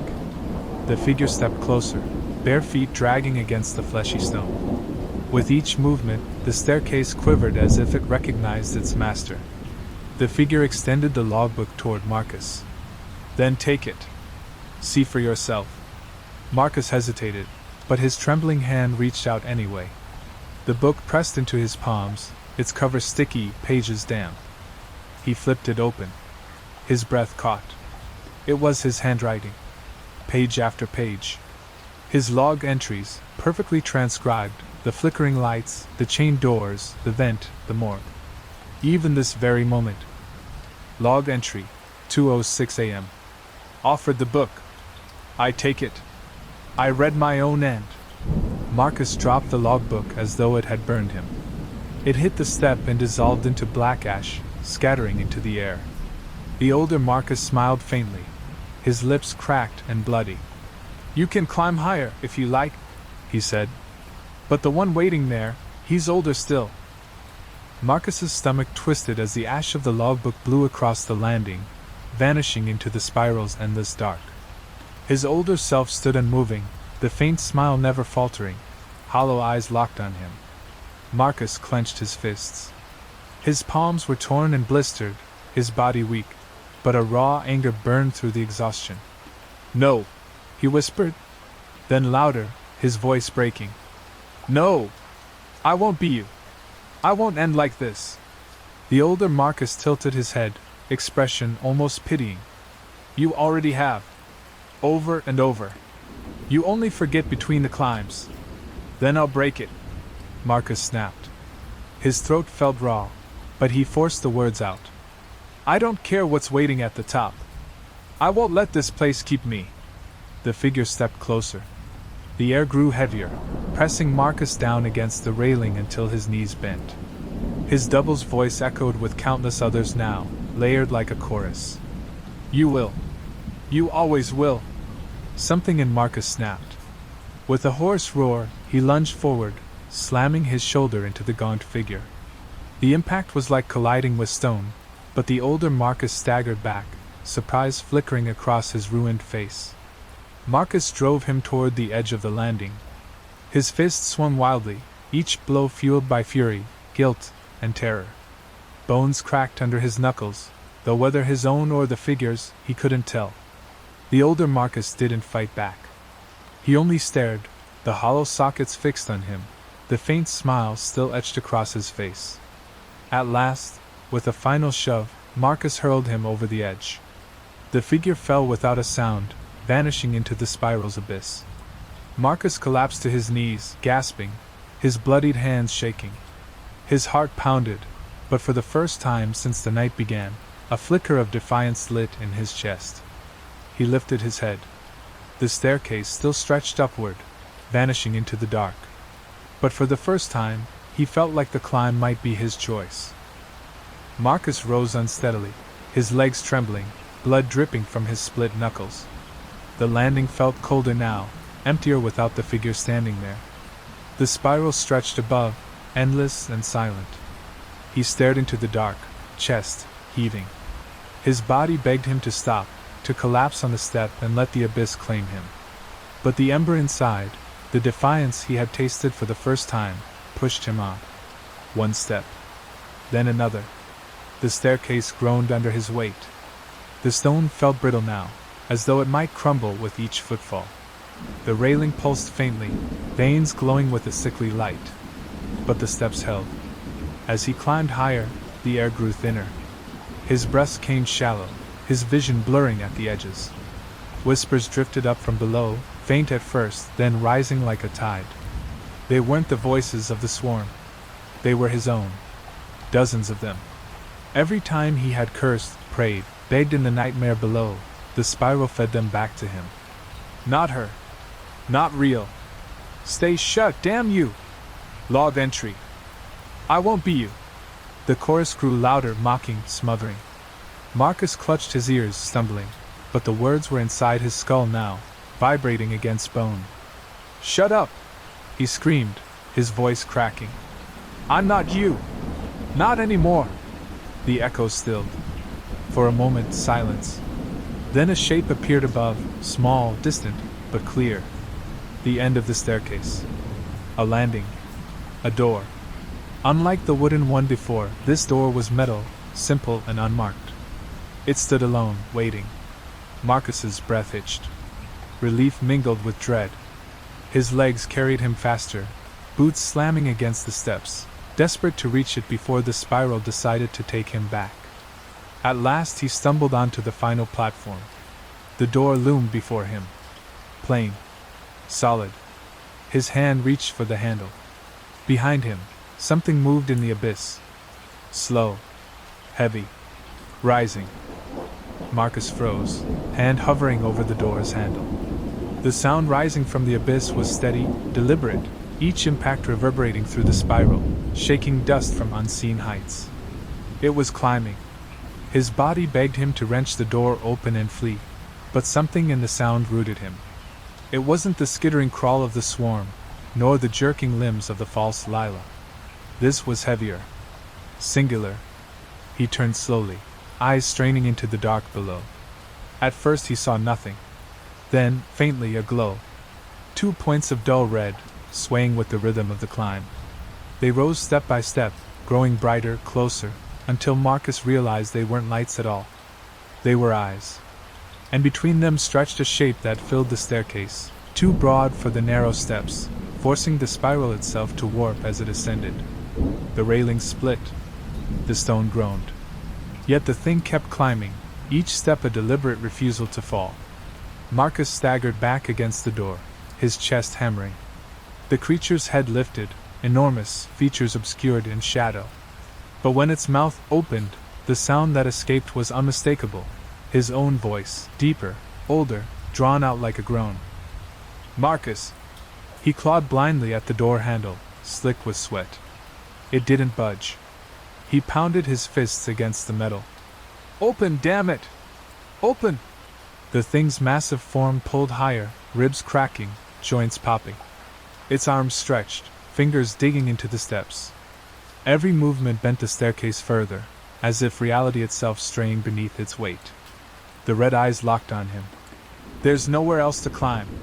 The handle jolted beneath his grip. The door clicked. Marcus spun, shoving with all his weight. The metal swung inward, revealing only blackness beyond, deeper than the abyss, a void that seemed to lean forward, hungry. The creature reached another step, its hands slamming down hard enough to split the spiral. The platform shook violently beneath Marcus's boots. He had no choice. With a broken cry, he hurled himself through the door. Marcus plunged forward, and the world vanished. No stone beneath his boots. No railing, no air, no sound. Just nothing. He stumbled, arms flailing, waiting for the sickening impact of a fall. But there was no fall. No ground. He simply was, suspended in a silence so complete it pressed against his ears like ice. His breath echoed only inside his skull. He looked down. His body was still there, trembling, bloodied, but there was no shadow, no sense of space around him. Above, below, to every side, emptiness. Then came the realization. The door was gone. Panic surged. He spun wildly, searching, but there was no frame, no spiral, no red eyes rising from below. Only endless dark. He screamed, the sound ripping his throat raw. The void swallowed it whole. For a long time, seconds, minutes, hours, he couldn't tell, Marcus floated in that silence. His pulse was the only anchor, a steady drum reminding him he still lived. His fingers dug into his ruined palms, grounding himself in pain. Then, faintly, the silence cracked. Not with sound. With presence. A weight pressed against him, though nothing touched his skin. Something vast stirred in the dark. A voice entered his mind, not whisper, not roar, but a resonance that bypassed ears entirely. Climb. Fall. Break. Return. Always the same. Marcus shook his head, tears streaking his face. No! I fought it. I threw him over. I made it farther than before. The voice pulsed, vibrating through his bones. Every ending is written. Even this one. He dropped to his knees, though there was no floor to kneel on. His body trembled against the invisible weight. I won't accept it, he rasped. I won't. Silence. Then, slowly, the void peeled open in front of him. Not a door this time, an eye. Immense, lidless, pupil wide and bottomless. It gazed into him. Through him. Past him. And Marcus understood. The climb had never been an escape. It was only a path back here. Always here. The pupil widened, swallowing Marcus whole in its gaze. He froze, unable to move, unable even to draw breath. His body wasn't his anymore, every muscle locked under the weight of that impossible stare. The eye blinked once. The void rippled. Images flooded into him, flashes so fast they seared his brain like lightning strikes. He saw himself on the staircase, hundreds of times, climbing, falling, meeting his hollow-eyed doubles. He saw the morgue, the heart, the meadow, the false Lila. Over and over, the same cycles, the same terror, ending always with him broken or consumed. And worse, he saw beginnings. Marcus at the guard shack. Marcus in the vent. Marcus before the chained doors. Each moment replayed endlessly, a reel spinning without end. "You are not Marcus," the voice resonated. "You are the record of Marcus. The memory of his fear, replayed until only fear remains." His chest seized. "That's not true. I'm real. I bleed, I breathe, I." The images shifted. He saw himself scribbling in the logbook, each entry appearing as he wrote it.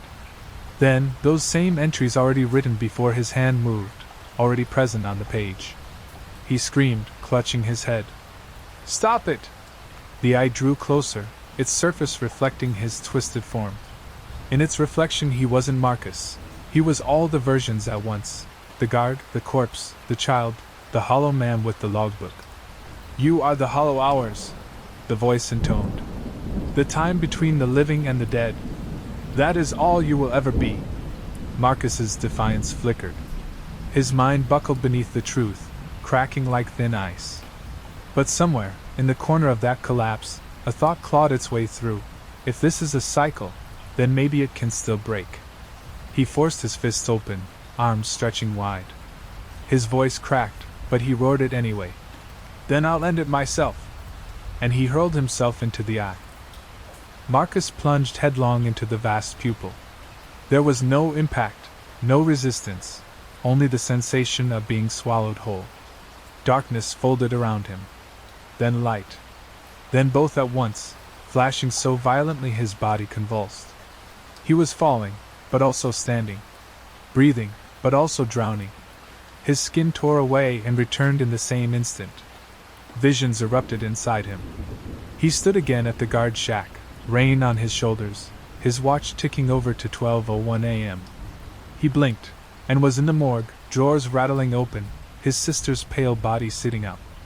He gasped, and was crawling in the vent, blood slick under his palms.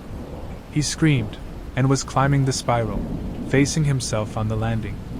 All the moments bled together, collapsing into one endless nightmare. Every choice he had made, every refusal, every desperate push to survive, replayed in infinite variations. He reached for the logbook, but it was already in his hand. He scrawled an entry with shaking fingers. Log entry, : caught in the eye. No way forward. No way back. The page dissolved. His handwriting stretched across the void itself, endless, circling him like chains. And then Lila. She stood before him, not child, not corpse, not false apparition, but as he remembered her, alive, weary, her eyes human again. She reached out her hand, just as she had at the wooden door. "Marcus," she said softly, "stop climbing. Stop running. Let it end." His heart shattered at the sound of her voice. Was it real? Was any of it? His throat tightened, and he whispered, "I don't know how." The eye pulsed around them, its voice rising, furious now. "There is no end. Only the hours. Hollow, unbroken, eternal."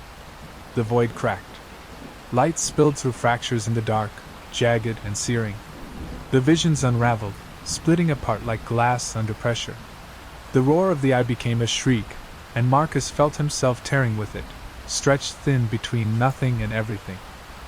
And in that tearing came a single choice: fall deeper into the cycle, or tear it apart with him.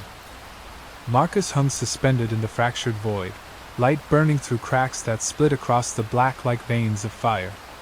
His body pulled in two directions, one dragging him down into the eye's endless repetition, the other into the jagged light threatening to tear it all apart. Lila's hand lingered before him. Her face was calm, her eyes filled with quiet sorrow. "Marcus," she whispered, "you don't have to keep fighting. Just rest. Stay with me." Her words wrapped around him like a lullaby. For a heartbeat, he longed to collapse into her arms, to surrender, to let the cycle swallow him. At least then he wouldn't have to keep climbing, keep breaking, keep remembering. But then the memories surged, the more drawers rattling, the whispers in the vent, the endless spiral, the hollow-eyed doubles. Every time he had chosen survival, only to find himself back at the start. Every time he thought he was closer to freedom, only to learn he was still trapped. His teeth clenched. His fists curled until blood ran from his palms. "No," he said, his voice hoarse but steady. "I won't play this loop again. If I can't escape it, I'll end it." The eye screamed, the sound rattling the void itself. Its pupil widened, desperate to draw him in. The light in the cracks flared brighter, searing his skin. The pressure built until he thought he would split apart. Marcus spread his arms wide and hurled himself into the fractures, forcing his body against the breaking edges of the void. The pain was indescribable, tearing, burning, unraveling. His scream joined the roar of the collapsing eye, until both blended into one final shattering. The light consumed everything. For a moment, there was nothing. Then silence. True silence. No whispers. No heartbeat. No spiral. Marcus floated in it, weightless, for one impossible instant. And then he fell. Marcus hit hard, air tearing from his lungs. For a moment he lay still, cheek pressed to cold concrete, waiting for the whispers to return, for the eye to open again above him. But there was only the sound of rain. He pushed himself up slowly. The guard shack door stood a few feet away, its paint peeling, its frame crooked against the storm.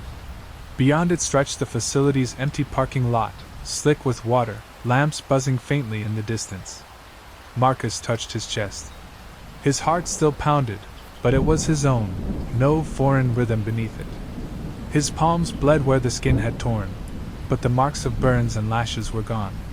He staggered to his feet. His watch ticked, 12:01 a.m. The same as before. "No," he whispered, throat raw. "Not again." He yanked the logbook from his jacket. The cover was intact. The pages were crisp. Empty. Not a single line of ink. His stomach lurched. He scribbled across the first page, desperate. Log entry, 12:02 a.m. If this is the beginning again, then I am writing to remember. I will not climb. I will not follow. I will end this my own way. He slammed the book shut. His hands shook. Lightning split the sky. In its flash, he saw movement in the shack window. A silhouette, broad-shouldered, familiar. Himself, older, hollow-eyed, staring back. Marcus's pulse stuttered. He stumbled backward into the rain, the logbook clutched to his chest. The light in the shack flickered once, twice, then went dark. Marcus stood in the storm, water streaming down his face, waiting. Nothing happened. The silence pressed in, heavier than any scream. And for the first time, Marcus wondered if breaking the cycle hadn't freed him at all, but left him completely, utterly alone. Marcus stood in the storm until his legs trembled. The silence stretched too long, too wide, as if the world itself was holding its breath. At last, he forced himself toward the shack. His boots slapped against rain-slick pavement, each step echoing in the hollow lot. Inside, the guard shack was just as he remembered, a desk, a chair, a stack of paperwork curling at the corners. The faint smell of mildew clung to the air. But the light was gone, the bulb overhead blackened and cold. He ran a hand along the desk. Dust coated his palm. The phone sat unplugged, its cord coiled neatly, as though it had never been used. The radio was silent, dead. He flipped open the logbook again. Still empty, except for the single entry he had just written. Log entry, 12:02 a.m. If this is the beginning again, then I am writing to remember. Marcus gripped the pen hard enough to snap it. His breathing grew shallow. No. This isn't the same. It's different now. It has to be. He shoved the book into his jacket and stepped out into the rain again. The facility loomed ahead. Its glass towers stretched upward into the clouds, their windows dark, reflecting only lightning. The main corridor waited beyond the gates, the same corridor he had walked on that first night. He hesitated. Every instinct screamed not to go back inside. Yet what choice did he have? Stand in the storm forever? The gates groaned as he pushed them open. The metal was cold, slick beneath his hands. Inside, the corridor yawned in silence. No flickering lights. No echoing footsteps. Just empty halls stretching into shadow. Marcus took one step, then another. His reflection stared at him from the glass walls, distorted, water dripping from his hair, eyes hollow with exhaustion. He muttered under his breath, "If it starts again, I'll know. I'll write it down." But as he reached for the logbook, his stomach sank. The pen was gone. Marcus stopped cold in the corridor, rain dripping from his jacket onto the polished floor. His fingers fumbled through every pocket, jacket, pants, even his boots, until he was nearly clawing at his own skin. No pen. The logbook's empty pages seemed to weigh twice as much in his hands. Without the pen, he couldn't leave a trail. Couldn't prove to himself what was real. His only anchor had been taken. He whispered, voice breaking, "No. No, you don't get to do this." The corridor stretched ahead, endless glass and shadow. He pressed forward, each step echoing unnaturally, as though the sound lagged half a second behind him. His reflection trailed at his side, distorted in the glass, rain streaking its face. Halfway down, the lights flickered once, then steadied. He froze. His reflection hadn't flickered. Marcus edged closer to the glass. His own pale face stared back, but the reflection's lips were moving, whispering. He pressed his ear to the cold surface, straining. Log entry, 12:05 a.m. Marcus begins again. Marcus will always begin again. His stomach lurched. He staggered back, clutching the logbook to his chest. The reflection smiled, slow, deliberate, though his own lips hadn't moved. The smile widened until the glass cracked. A hairline fracture split across the panel, racing outward in jagged veins. The reflection kept smiling, even as the shards trembled, ready to fall. Marcus bolted down the hall, boots pounding. Behind him, glass shattered in a thunderous wave, raining across the corridor like knives. His distorted double spilled out of the broken panels, pale hands clawing, mouths moving in silent log entries. He ran harder, the facility stretching before him, endless. The logbook slipped in his grasp. The cover flapped open, pages blank, except one. In wet black ink, written in his own hand. Log entry, 12:06 a.m. The pen was never mine. Marcus clutched the logbook to his chest and sprinted, shards crunching beneath his boots. The corridor forked left, then right, then split again, each hallway walled with glass. His reflection stared from every side, dozens of him, dripping with rain, faces pale and hollow-eyed. At first they mirrored his every move. Then they didn't. He veered left, but one reflection lingered, smiling faintly before turning down its own path. Another tilted its head when he ran straight, lips mouthing words he couldn't hear. Soon none of them matched him at all. The glass corridors multiplied, branching endlessly, bending in impossible angles. Marcus stopped, chest heaving, sweat and rain burning his eyes. He spun in place, everywhere, only himself staring back. "Stop it!" he screamed, voice cracking. His reflections didn't. Some began to laugh, soundless, shoulders shaking. Others wrote furiously in phantom logbooks, hands twitching across invisible pages.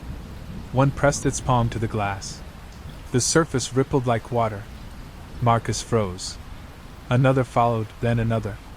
Dozens of his own faces pressed forward, distorting as they pushed, their bodies stretching through the trembling walls. He stumbled back as the first reflection stepped free. Its body was translucent, skin shimmering like liquid, but its face, his face, was sharp and clear. The smile was wrong. Too wide. More began pouring through. 100 Marcus figures, silent, crawling, dragging themselves into the corridor. They moved in unison, hands reaching, eyes empty, mouths whispering the same line over and over. Log entry, 12:07 a.m. Marcus is surrounded. His blood turned to ice. He spun, searching desperately for any opening, any break in the glass labyrinth. And then he saw it. At the far end of the hall, past the sea of advancing reflections. A single door. Wooden. Just like before. The reflections surged, their mouths opening wider, whispering louder, their voices overlapping until the words became a roar. Log entry. 12:07 a.m. Marcus is surrounded. Marcus is surrounded. Marcus is surrounded. The corridor shook under the weight of their chant. Marcus's chest heaved, his legs trembling. He clutched the logbook tighter, eyes locked on the door at the far end. That same wooden door. Ordinary. Out of place. A promise or a trap. He remembered the child's voice. The meadow. The way the ground had split open into teeth. His body screamed to avoid it.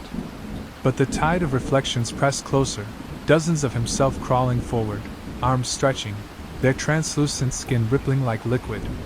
He had no choice. Marcus broke into a sprint, barreling straight through the crowd. Hands clawed at him, gripping his jacket, his arms, his throat. He tore free, leaving fabric behind, skin scraped raw. He slammed into the door shoulder first. The wood shuddered. The handle rattled under his grip. Behind him, the reflections screamed as one, their voices blending into a single shriek.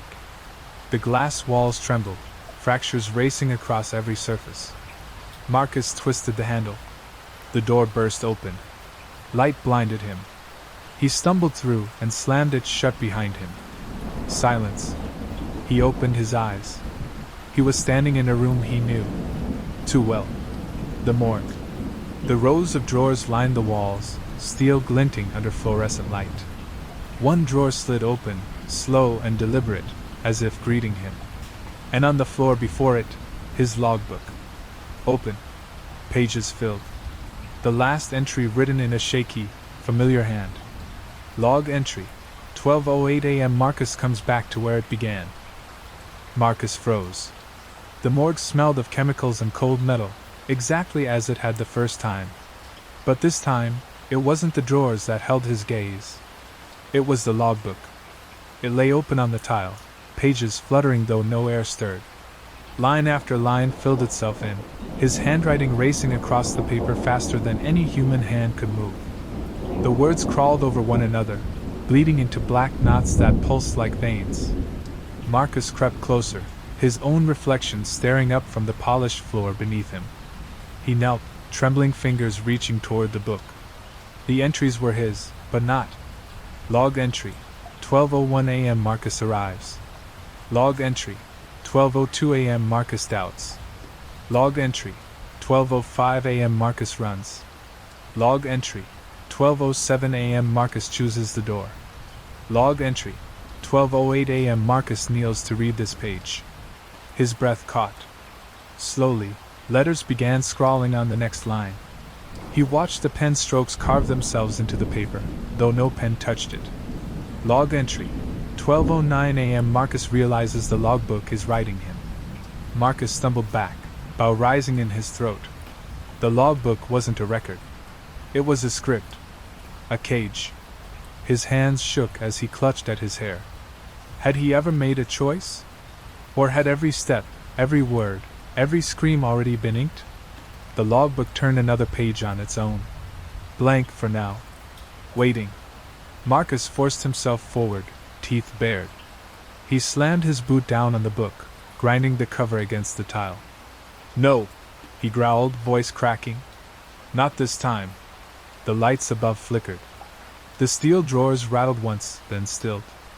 Beneath his heel, the logbook pulsed like a heart. And the next line wrote itself anyway, bleeding through the paper under the weight of his boot. Log entry. 12:09 a.m. Marcus tries to destroy the book. Marcus fails. The room went silent. Then every drawer in the morgue screeched open at once. The sound was deafening, metal shrieking against metal as every drawer slid open at once. Cold mist billowed out, spilling across the floor in a wave that curled around Marcus's legs. He stumbled back, his boots slipping off the logbook, which continued to flutter its pages as though laughing at him. The drawers gaped wide. Dozens. Hundreds. And inside each one, Marcus. His own face stared back from every compartment, pale and waxen, some with eyes closed, others wide and glassy. Some corpses lay still under sheets, others sat upright, clutching logbooks in rigid fingers. They all moved at once. Every Marcus rose. Every Marcus opened their eyes.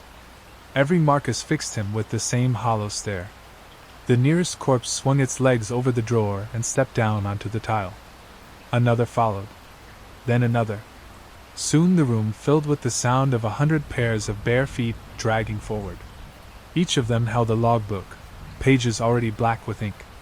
The words scrawled themselves across the paper as they walked. Marcus backed into the center of the room, chest heaving, head whipping from one identical face to another. "No," he whispered. "You're not me. You're not me!" One of them spoke, voice flat, unfeeling. "Log entry, 12:10 a.m. Marcus denies himself." Another echoed, then another, until the morgue was filled with his own voice chanting in unison, growing louder, closer. "Log entry, 12:10 a.m. Marcus denies himself." "Log entry, 12:10 a.m. Marcus denies himself." "Log entry, 12:10 a.m. Marcus denies himself." The walls shook under the weight of it. Drawers slammed shut and burst open again. Pages ripped from the logbooks and whirled through the air like razors, cutting his skin as they circled him. Marcus clutched his head, screaming. His voice was swallowed by the chorus. And then he realized. They weren't closing in to kill him. They were closing in to replace him. Marcus spun in place, surrounded by his own faces closing in. Their blank eyes fixed on him, their voices chanting the line over and over. "Log entry, 12:10 a.m. Marcus denies himself." The sound rattled his skull, echoing from every direction. Pages tore loose from the double's logbooks, slashing the air like blades, nicking his arms and cheeks. Blood streaked down his face, hot against the morgue's icy air. But amid the whirlwind of voices and paper, Marcus's gaze locked on the floor. The original logbook. It lay exactly where he had left it, half soaked in mist, its cover pulsing faintly like flesh. The words inside it wrote faster and faster, pages flipping of their own accord, as though it were recording each second in real time. Marcus staggered toward it. A dozen of his doubles broke from the circle, reaching, blocking his path. Their skin shimmered as they pressed closer, translucent hands grasping at his throat and arms. He screamed and shoved through them, fists swinging wildly. Their bodies cracked like glass when struck, shattering into fragments of ink and bone. The others didn't slow. They just kept chanting, their voices growing louder, more urgent. He threw himself forward, diving onto the logbook. His hands slapped against the cover. The chanting stopped. Silence crashed down so suddenly it left his ears ringing. Every double froze mid-step, heads tilted toward him. Pages swirled in the air above, suspended like leaves caught in still wind. Marcus's hands trembled as he opened the book. The last line scrawled itself before his eyes, ink bleeding into the paper. Log entry, 12:11 a.m. Marcus seizes the book.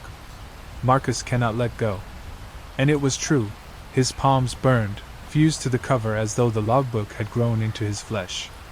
He screamed, trying to rip free, but the harder he pulled, the deeper it rooted. The pages flipped violently, ink crawling across them, his entire life written at once. Past, present, future, every cycle, every failure, every end. Marcus's mouth filled with ink as words began writing themselves across his tongue. Marcus gagged, ink spilling from his mouth, dripping down his chin. His tongue burned as words carved themselves across it, etching syllables he couldn't form. His eyes blurred with black lines, every blink another entry written against his will. The doubles stood silent now, their logbooks clutched to their chests. They waited, like an audience for his final act. Marcus shook his head violently, spattering ink across the floor. "No," he rasped, voice strangled. "You don't get to end me." His fused hands quivered on the cover of the logbook. Pages turned violently, each one filling with his failures, falling into the vent, drowning in the flood, staring into the eye. All of it, written before he could think it.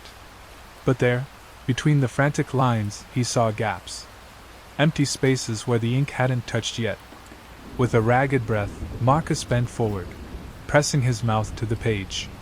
His lips smeared ink, staining his teeth. He forced the words out, every syllable tearing his throat raw. Log entry. 12:12 a.m. Marcus writes his own ending. Marcus breaks the book. The ink on the page convulsed, fighting him.